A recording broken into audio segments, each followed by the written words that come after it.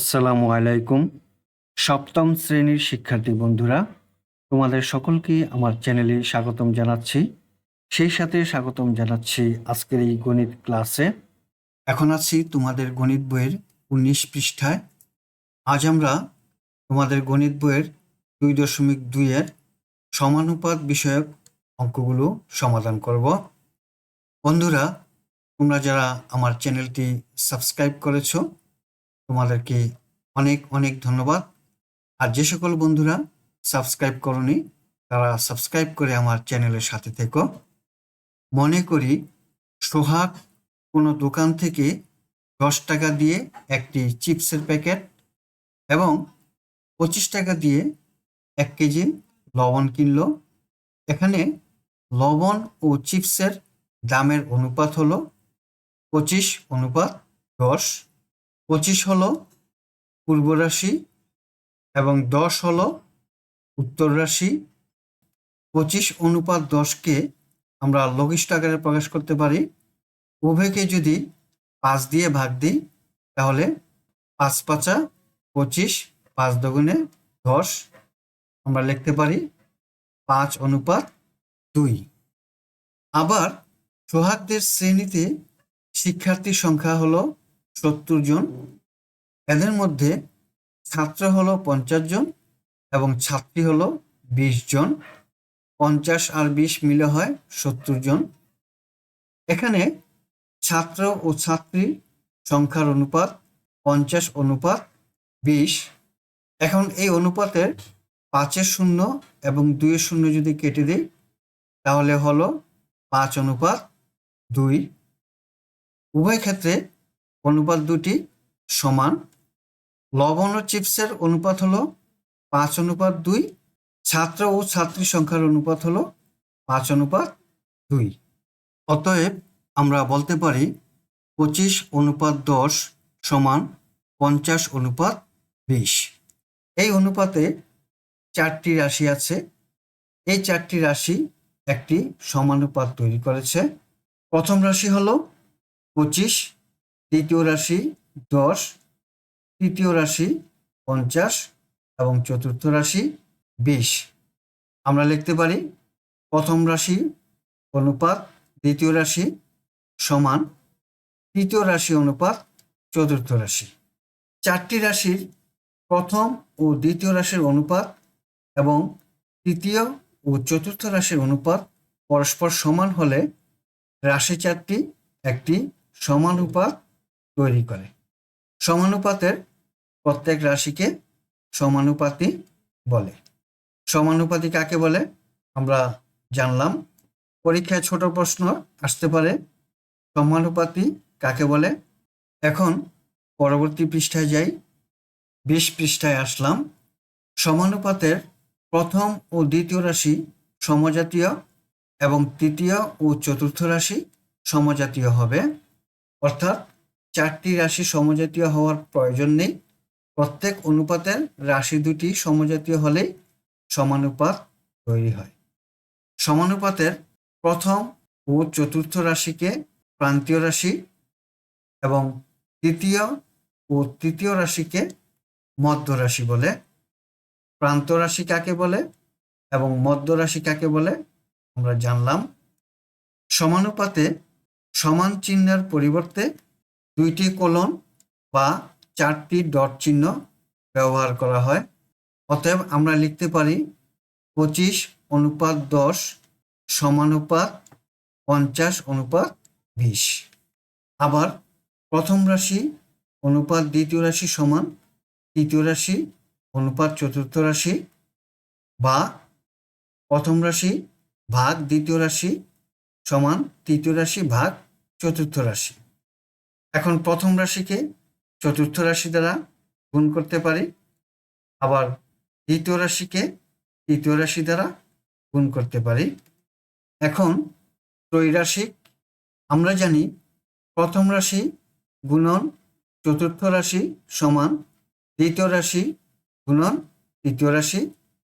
মনে করি প্রথম রাশি, দ্বিতীয় রাশি ও তৃতীয় রাশি যথাক্রমে 9, 18, 20। তাহলে চতুর্থ রাশির মান হবে গুণ ভাগ করলে আমরা পাবো 40। এভাবে সমানুপাতের 3টি রাশি জানা থাকলে চতুর্থ রাশি নির্ণয় করা যায়। এই চতুর্থ রাশি নির্ণয় করার পদ্ধতিকে ত্রৈরাশিক বলে। এই পৃষ্ঠায় একটু আগে আমরা পড়েছি যে সমানুপাতের প্রথম ও চতুর্থ রাশিকে প্রান্তীয় রাশি বলে এবং সমানুপাতের দ্বিতীয় ও তৃতীয় রাশিকে মধ্য রাশি বলে। উদাহরণ 2, আমরা এখন এই অঙ্কটি সমাধান করব। 3, 6, 7 এর চতুর্থ সমানুপাতি নির্ণয় করো। এখানে প্রথম রাশি হলো 3, দ্বিতীয় রাশি হলো 6, তৃতীয় রাশি হলো 7।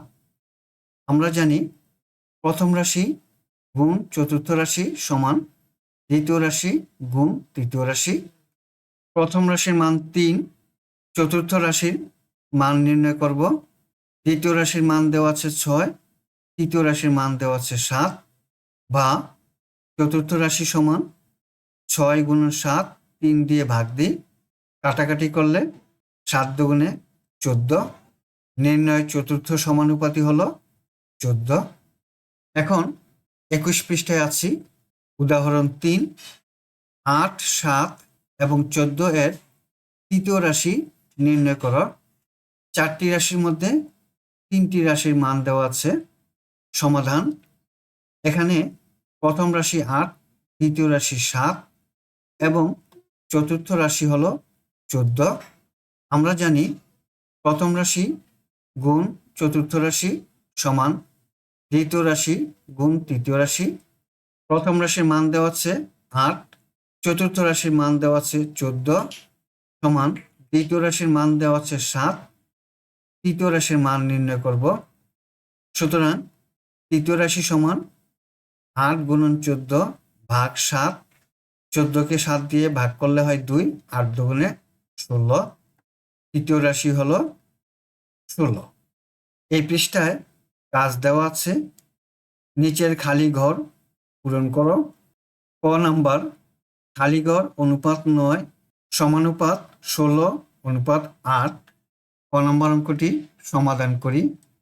আমরা জানি প্রথম রাশি গুণ চতুর্থ রাশি সমান দ্বিতীয় রাশি গুণন তৃতীয় রাশি, বা প্রথম রাশি গুণন চতুর্থ রাশির মান দেওয়া আছে 8, আমরা লিখি 8।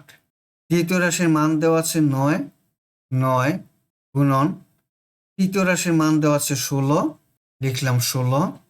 সুতরাং প্রথম রাশি সমান 9 গুণন 16 ভাগ 8।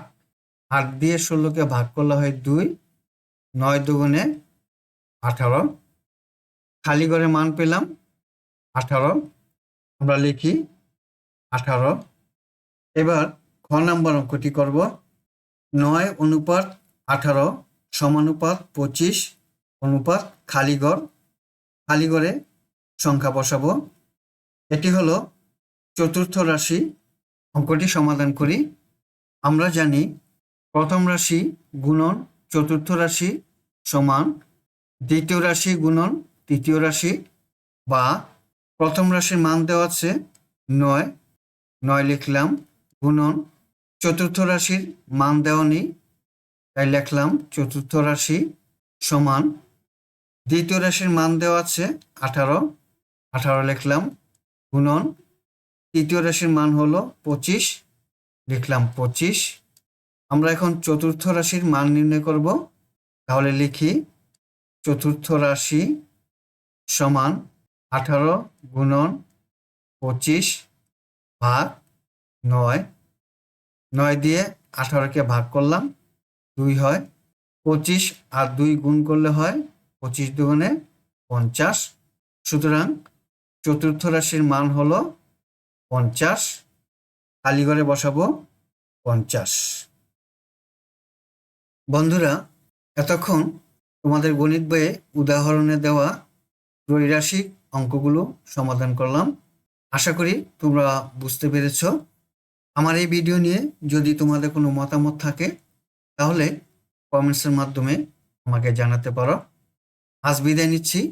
আল্লাহ হাফেজ। আসসালামু আলাইকুম ওয়া রাহমাতুল্লাহ।